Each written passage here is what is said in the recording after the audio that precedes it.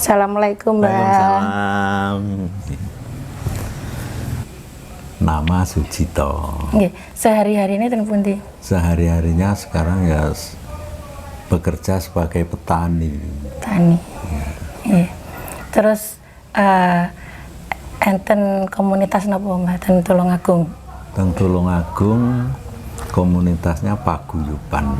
Paguyuban. Paguyuban kebatinan.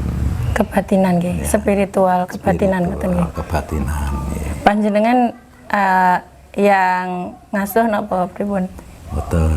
Termasuk Bagian. dulunya nggih sejak tahun 80-an.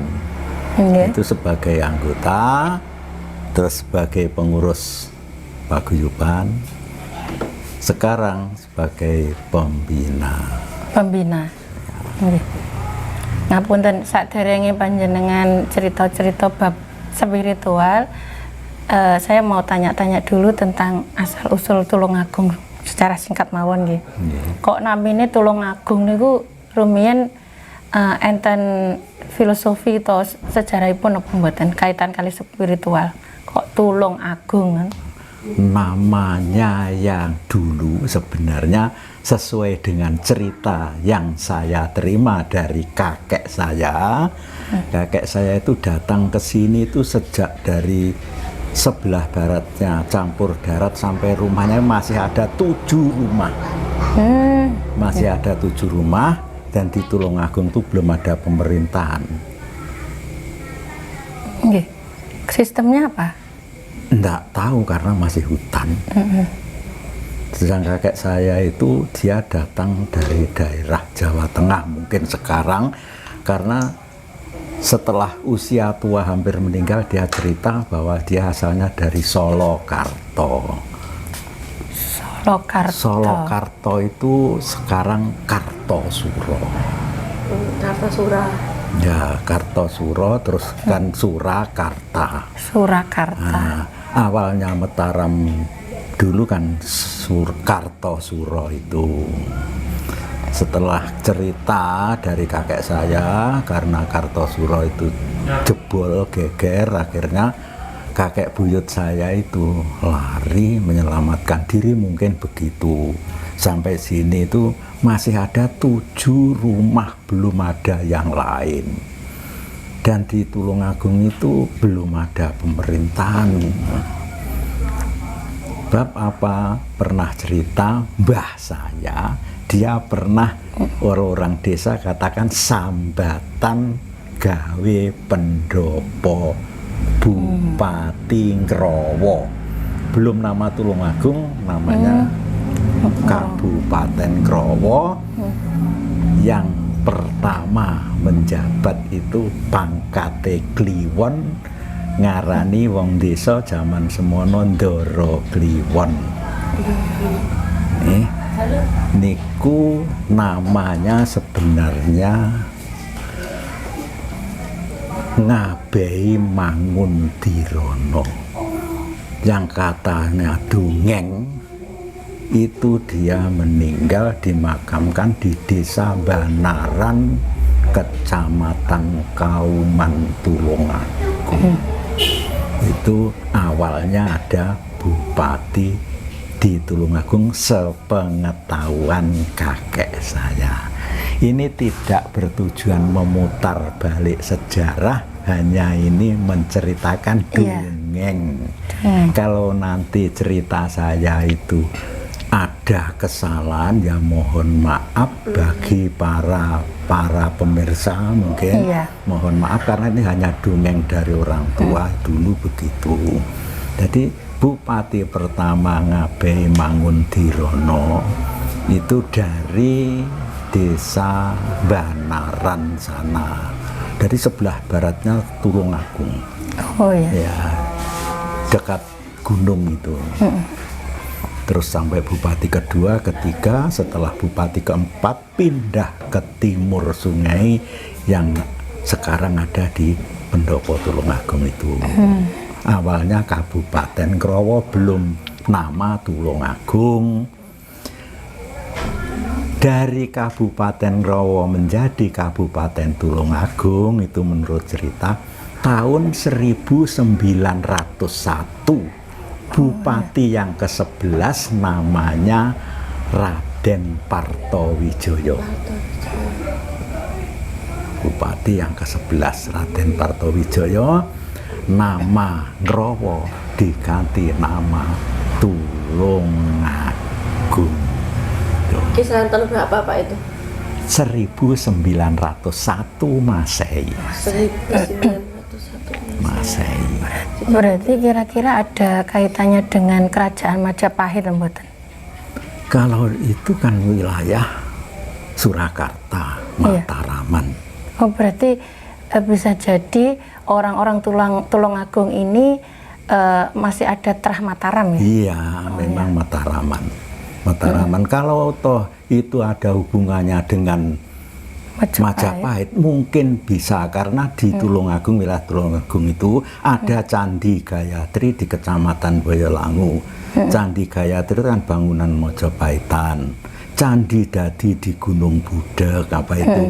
Candi Cungkup di Sanggeran, itu kan Majapahitan. Jadi ya mungkin ada hubungannya dengan kerajaan Majapahit tempo dulu. Tapi yang ada sekarang, kenyataan dari cerita yang saya terima itu, Tulungagung itu berawal dari Kabupaten Rowo, Raden Ngabei Mangundirono sebagai bupati yang pertamanya. Tahunnya belum tertulis, sampai bupati ketiga belum tertulis. Setelah bupati yang keempat pindah ke timur sungai, pindah wetane Bengawan. Nanti tahun 1901 dari Beslit Belanda itu ganti jadi nama Tulungagung. Bupati yang ke-11 Raden Partowijoyo. Menurut cerita gitu. Kalau catatannya tentang urut-urutan bupati itu saya punya dulu, ya ngerepek dari catatan orang tua itu. Terus tempat-tempat yang berada di Tulungagung itu, maksudnya tempat leluhur itu di mana saja, Mbak? Tempat leluhur kalau di Tulungagung itu umumnya ada di Punden. Punden itu apa? Punden itu namanya Punden dari pepunden, mungkin itu makam para cikal bakal atau orang-orang yang dituakan di masa lalu. Makanya dinamakan pepunden, artinya yang dipundi-pundi atau yang dihormati, diagungkan sebagai cikal bakal. Jadi bukan danyangan, istilahnya punden ya. Beda antara punden dan danyangan. Saged diceritakan mungkin pemirsa mau tahu. Kalau punden itu menurut cerita itu, punden itu makamnya para leluhur atau para tokoh atau para pejuang sing cikal bakal babat. Kalau danyangan itu, danyang itu entah dari mana itu kok dikatakan danyang, itu apa makam apa, biasanya ada pohon besar itu. Itu dikatakan danyangan. Jadi kalau punden itu jelas itu makamnya para leluhur atau tokoh, tapi kalau danyangan itu entah bagaimana itu kok orang-orang menyebut. Tapi biasanya dipakai ritual ya, Mbak ya? Kalau yang untuk danyangan? Enggak, kalau orang sini istilahnya punden. Punden yang dipakai ritual. Nah, artinya yang bau rekso desa, itu artinya yang babat atau cikal bakal desa, atau mungkin yang dituakan sebagai tokoh itu sing bau rekso. Bukan kok jin setannya yang ngerekso atau menjaga desa, itu tidak. Terus tempatnya di mana aja yang paling sakral biasanya dikunjungi para ini pengunjung itu di mana, yang paling kira-kira yang paling sakral? Kalau sekarang biasanya itu di makamnya Bupati Tulungagung yang ada di Desa Wajak. Oh, di Wajak. Ya. Wajak Boyolangu. Ya. Terus Mbah, untuk apa namanya kepercayaannya orang Tulungagung dulu sebelum ada agama-agama yang sudah disahkan negara itu apa kepercayaan berspiritualnya namanya apa? Kalau sepengetahuan menurut cerita itu sudah memeluk agama. Sudah Apa? orang-orang Hindu juga ada, buktinya ada Candi Gayatri, Buddha juga ada seperti Candi Jungkook. Sedangkan zaman kakek saya itu karena dari Mataram mereka kan Islam. Selain itu orang-orang dulu itu biasanya memiliki kepercayaan yang namanya spiritual. Iya. Ya, kepercayaan itu pelajaran yang diperoleh dari para leluhurnya. Iya. Apa istilahnya kapitayan itu, Mbak? Ya, kapitayan. Iya. Itu untuk yang saya ingin mendapatkan cerita yang kepercayaan itu. Itu tata caranya untuk melakukan ritual seperti apa? Mohon maaf, apa gabung dengan membaur dengan agama-agama yang datang itu atau punya ritual tersendiri? Kalau kepercayaan seperti yang saya ketahui, Iya. ya, itu tidak seperti agama-agama apapun. Karena itu menurut dongengnya itu memang asli budaya leluhur, tidak mengambil dari salah satu agama. Cara dia melakukan spiritual, kalau bahasanya itu bisa macam-macam, bisa mengheningkan cipta, bisa samadhi, bisa nenuwun atau tapakur itu. Iya. Tapi pada dasarnya mereka itu berdoa mohon kepada Yang Maha Kuasa. Jadi bukan sembahyang. Iya. Karena tidak ada waktu-waktu pokok yang harus dilakukan. Iya. Terus pakai alat apa, Mbah? Misalnya kayak ritual tertentu, misalkan ada bunganya atau ada dupanya atau kemenyan itu Kalau ada? yang saya ketahui tidak pakai alat apa-apa. Yang penting alatnya adalah hati ini. Iya. Hati yang bagaimana? Hati yang memang berserah diri dan mohon kepada Yang Maha Hidup. Ya, untuk posisi tubuhnya apa ya? Posisi tubuh Diem tidak ditentukan. Duduk boleh, sambil tidur boleh, sambil berjalan boleh. Yang penting itu konsentrasi, Mbak. Konsentrasi, selalu ingat sama Yang Maha Pencipta gitu ya. Terus untuk ritual cara menghormati leluhurnya? Cara menghormati leluhur sesuai dengan adat yang ada atau tradisi yang ada. Ya. Seperti misalnya suroan, suran, terus neton, ngampir nih neton, terus selametan hari kelahiran atau istilahnya sekarang ulang tahun kelahiran. Ulang tahun. Nggih. Lek suran ada ritual seperti apa, Mbak? Kalau suran tuh ya selamatan biasa, pakai ambengan istilahnya, pakai ambengan. Ada ketentuan enggak? Sebenarnya ada ketentuan kalau dari kakek saya, suran itu pakai tumpeng atau buceng yang itu ditaruh di takir, yang namanya takir pontang, itu dikatakan buceng mas. Selain buceng mas, pakai jenang, jenang abang atau nika. Ada artinya itu? Kok harus emas? Ada. Warnanya emas atau gimana? Takir pontang yang berisi nasi, di atasnya ada lauknya, ya serondeng apa itu, terus dikasih nasi kuning. Jadi nasi tawar, terus di atasnya nasi kuning, terus ada lauknya, terus ditumpangi dadar, telur, mata sapi istilahnya sekarang. Iya, ya. Tuh, dikatakan buceng mas dalam takir pontang. Iku enten makna luhure no mboten? Kok harus warnanya kok kudu kuning Ya, terus ada itu. Ada ya? Menurut cerita leluhur ada. kayak seperti apa? Itu buceng mas takir pontang tuh kalau waktu ngajat nih. Buceng mas takir pontang sak perlu, bahasa Jawa maaf ya. Iya. Sak perlu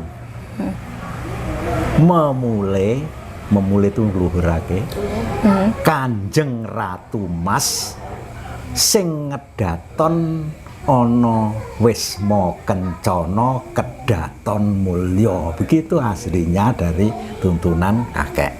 Iya. Jadi buceng mas mulai Kanjeng Ratu Mas ingkang ngedaton wonten wisma kencana kedaton mulya.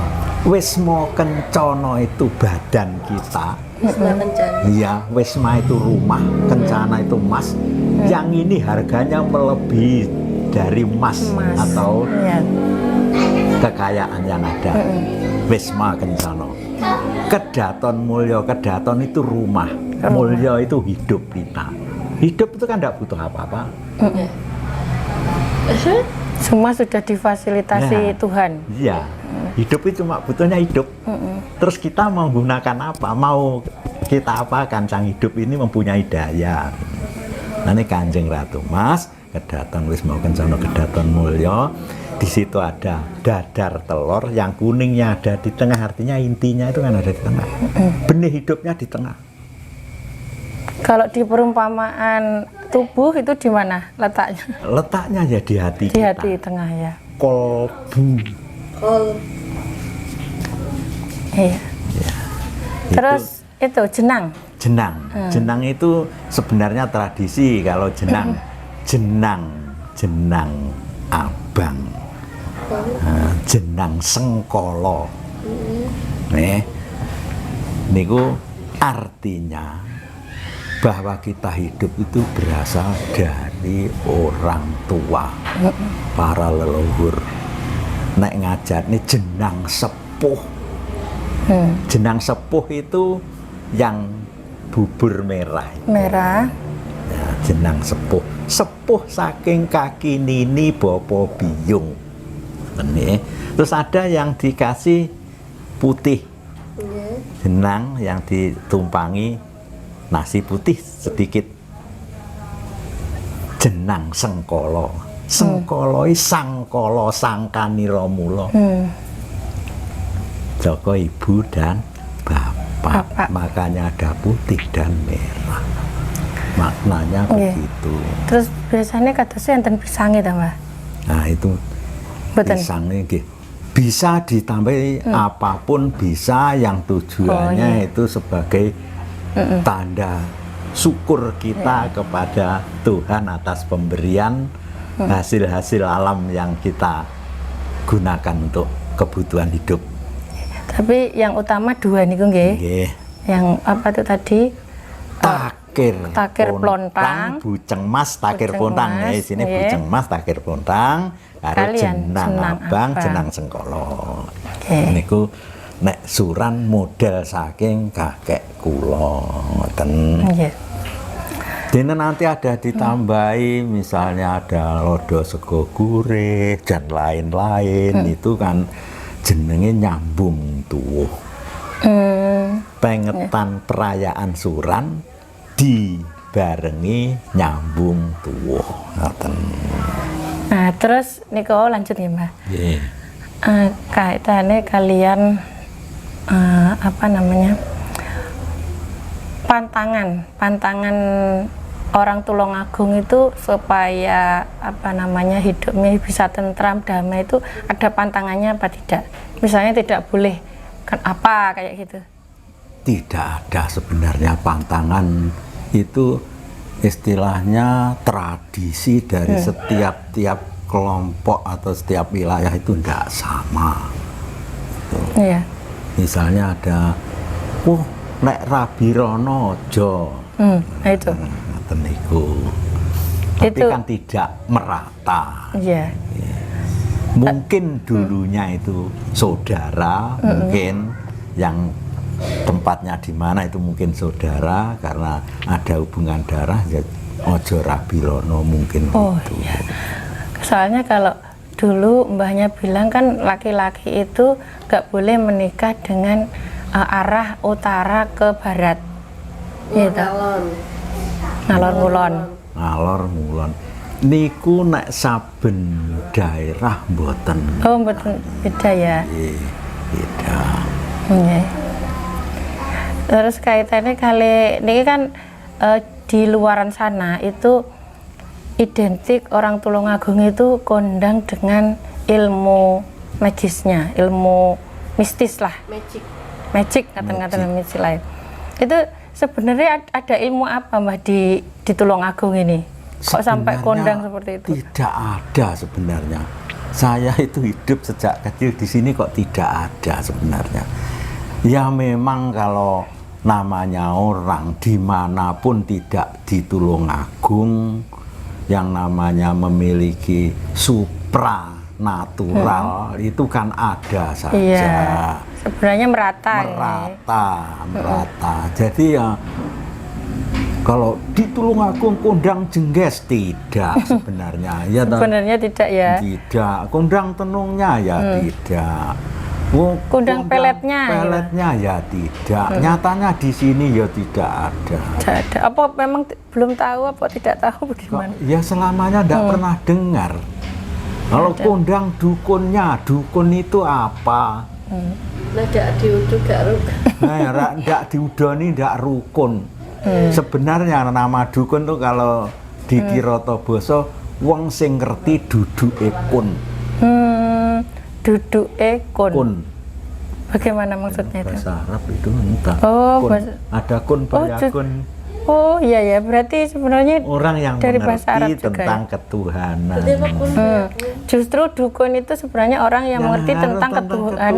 ketuhanan. Terus pada zaman sekarang seperti kayak tanda kutip Nah, seperti orang itu yang- ya. wah, iya. Dukun yang Pandai ilmu mistis. Pandai ilmu mistis. Padahal pada zaman dulu itu sebenarnya dukun itu dalam artian orang yang mengerti ketuhanan ya, justru. wong sing ngerti duduke kun. Duduke kun ya artinya kan tentang ketuhanan, ngerti marang Gusti. Iya. Kalau kita tahu tentang duduke kun, kita kan tidak akan galak, tidak akan menjadi tukang pelet, tukang santet. Oh, Iya. hidup ini sama kok. Iya, iya.